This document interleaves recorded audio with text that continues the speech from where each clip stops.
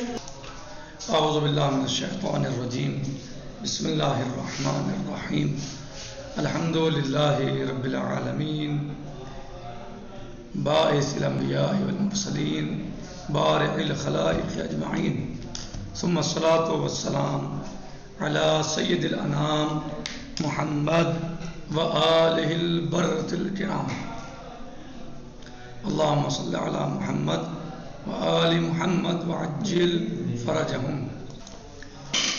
کل ہم نے حلقہ اولا میں یعنی گزشتہ درس میں ہم نے پڑھا تھا کہ فعل میں دو چیزیں پائی جاتی ہیں، ایک مادہ اور ایک ہیئت، یعنی فعل گویا دو چیزوں سے مل کے بنتا ہے، ایک مادہ اور ایک ہیئت۔ مادے سے کیا مراد ہے؟ مادے سے مراد اس کی اصل ہے جس سے وہ مشتق ہوتا ہے، فعل وہ مادہ ہوتا ہے۔ ہیئت سے کیا مراد ہے؟ صیغہ خاصہ کہ جو مادے سے بنایا جاتا ہے، صحیح ہے، ایک صیغہ خاصہ، یہ ہیئت ہے۔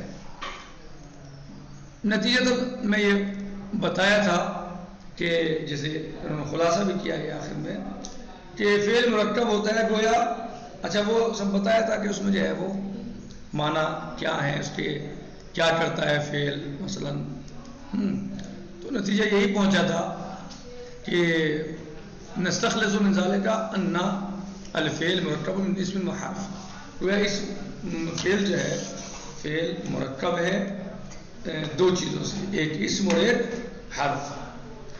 اس کا مادہ جو ہے فعل کا وہ اسم ہے اور جو ہیئت ہے وہ گویا حرف ہے۔ اب یہاں پر جو ہے یہ کہا جائے، یہ کہنا صحیح ہوگا کہ لغت جو ہے تقسیم ہوتی ہے دو قسموں کی طرف، ایک اسماء اور ایک حروف، یعنی اس کی تفصیل پوری گزشتہ درس میں گزر چکی ہے، تفصیل کے ساتھ ہم نے اس کو بیان کیا قدر امکان۔ آج ہم جو گفتگو اور بات کر رہے ہیں وہ ہیئت الجملہ کی کر رہے ہیں۔ ہاں، اس کے بعد ہم نے ہیئت جملے کی بات کی، اور خیر کوئی مشکل نہیں، آج ہم نے کل عبارت کو کیونکہ ہم نے تطبیق نہیں کی تھی، اس کا مفاہیم اور مطالب بیان کیے تھے، تو اب ہم اسی کی تطبیق جو ہے کر لیتے ہیں۔ کہہ رہے ہیں کہ اما المادہ فی الفعل فہی لا تختلف عن ای اسم من الاسماء، کہہ رہے ہیں کہ واما الفعل فہو مکون من مادہ و حیٰ، فعل جو ہے وہ بنتا ہے، فعل بنایا جاتا ہے یا بنتا ہے مادے اور حیات سے، دو چیزیں ہوتی ہیں اس میں، ایک مادہ ہوتا ہے اور ایک حیات ہوتی ہے۔ وَنُرِيدُ بِالْمَادَّةِ، اب مادے سے ہمارا قصد کیا ہے، مادے سے مراد کیا ہے؟ کہہ رہے ہیں الاصل الذی اشتق الفعل منہ، مادے سے مراد وہ اصل ہے جس سے فعل مشتق ہوتا ہے۔ مادے سے کیا مراد ہے؟ وہ اصل جس سے فعل مشتق ہوتا ہے۔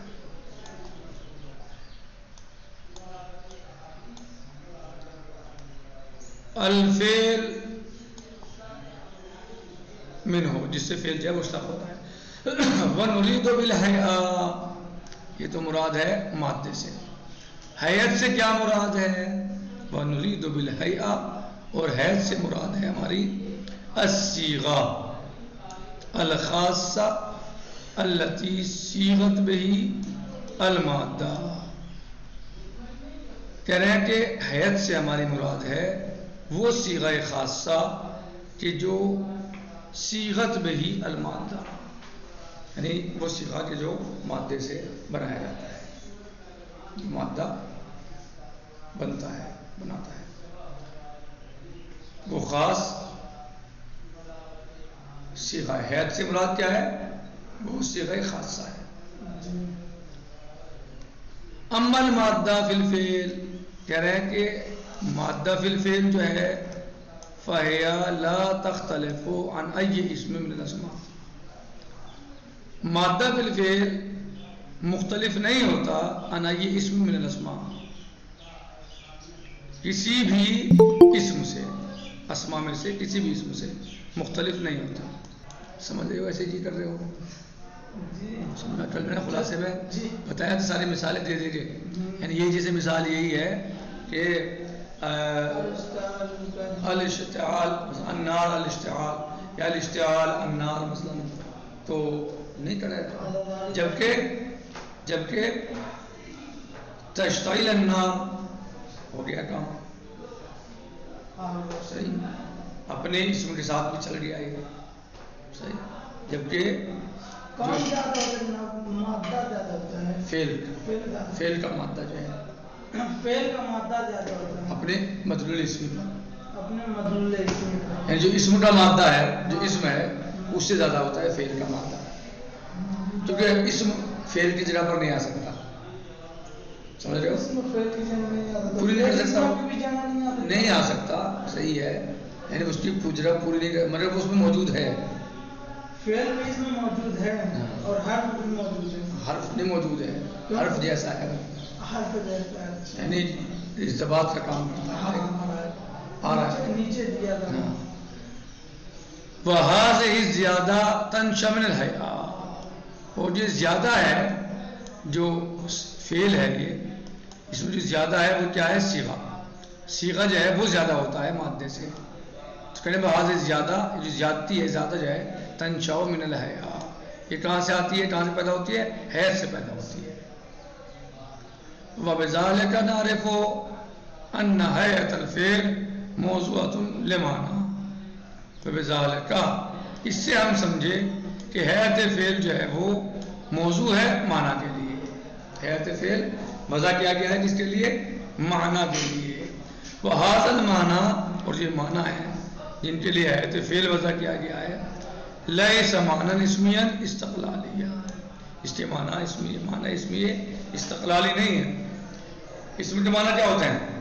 استقلالی ہوتے ہیں نا، اسم کے معنی مستقل ہے نا جی، یعنی اس سے کسی سے ضرورت نہیں پڑتی بلکہ اپنے معنی دینے کی، بلکہ وہ خود اپنے معنی دیتا ہے، برخلاف حرف کو کسی دوسرے کلمے کے ساتھ جڑنا ہوتا ہے، وہ ارتباط پیدا کرتا ہے، کہنا کہ یہ جو معنی ہے حیات فعل موضوع لمعنی، جو حیات فعل کے معنی ہے، کہنا یہ معنی اسمی استقلالی نہیں ہے، یعنی اس کو بھی ضرورت پڑے گی کسی کے ساتھ مل کے معنی دینے کی، دلیل کیا ہے اس پر؟ انہ لو کان کذالک، اگر اس کے معنی استقلالی ہوتے، لامکن التعویض عن الفعل، تو پھر وہ فعل سے اسے فعل کے بدلے لایا جا سکتا تھا، فعل کی جگہ پر اسے لایا جا سکتا تھا، مادے فعل کو صیغے فعل کی جگہ لایا جا سکتا تھا،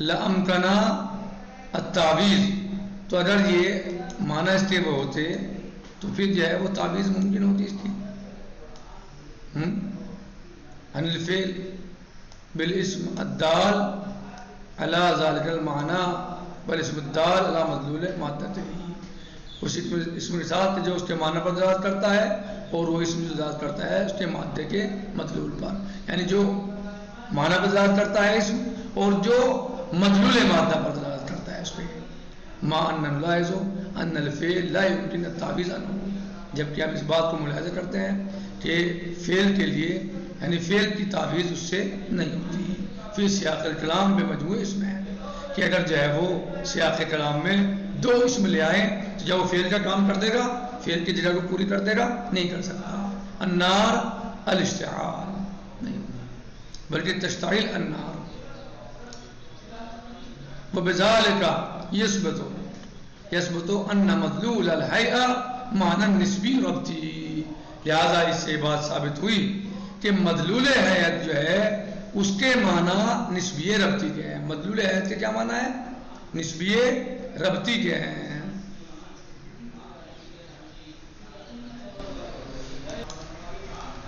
لہذا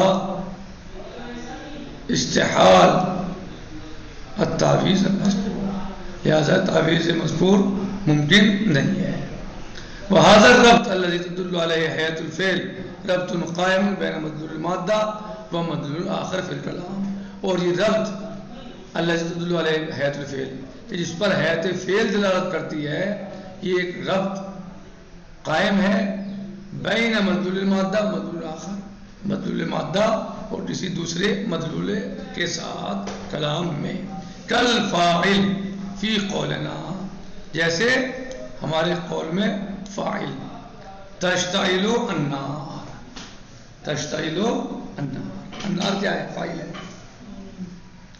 فإن حیت الفعل مفادها الربط بین الاشتعال والنار، تو جو حیت فعل ہے یعنی تشتعل، تشتعل، تو یہ حیت فعل جو ہے اس کا فائدہ کیا ہے؟ ربط پیدا کرنا ہے اشتعال اور نار کے درمیان، یعنی اس میں اشتعال موجود ہے، نار اس کا فاعل موجود ہے تشتعل کا، تو یہ اشتعال جو صیغہ ہے، یہ جو صیغہ ہے یہ ربط پیدا کر رہا ہے اشتعال اور نار کے درمیان. ربط کس نے پیدا کیا؟ صیغے نے.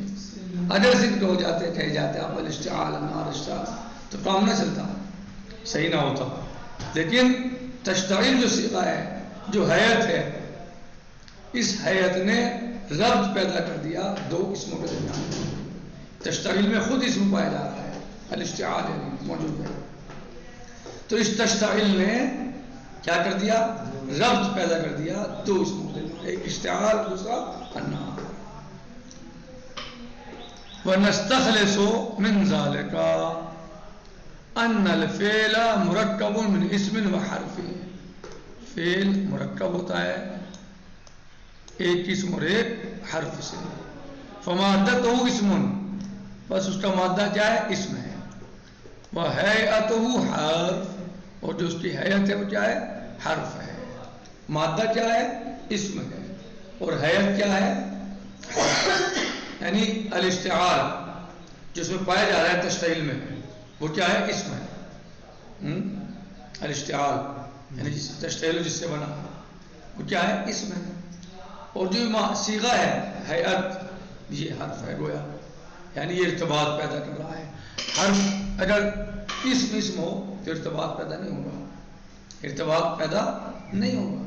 لہذا یہ تشتعل جو صیغہ ہے یہ حیت، اس نے گویا ارتباط پیدا کیا ہے دو اسموں کے درمیان. تشتعل النار. ومن ہونا سہل قول، بس یہاں سے ہم یہ بات کہہ سکتے ہیں اس بنا پر، ومن ہونا نہیں یعنی اس بنا پر ہمارے لیے یعنی یہ بات کہنا صحیح ہے کیا؟ بأن اللغة تنقسم إلى قسمين، لغت تقسیم ہوتی ہے دو قسموں کی طرف، الاسماء والحروف، اسماء اور حروف کی طرف. یعنی ایک کچھ اسم ہوتے ہیں لغت میں اور کچھ حروف. سمجھ آیا؟ فعل کی کیسے جو ہے انہوں نے تحلیل کی. فعل میں دو چیزیں پائی جاتی ہیں، ایک مادہ اور ایک حیات. مادہ کیا ہے؟ اس کا اسم ہے.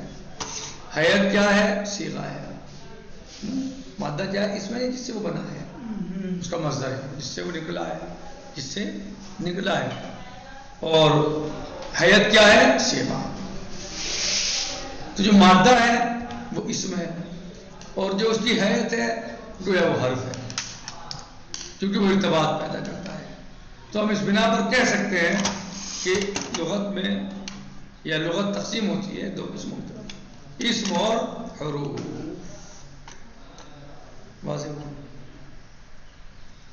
اسم اور حروف.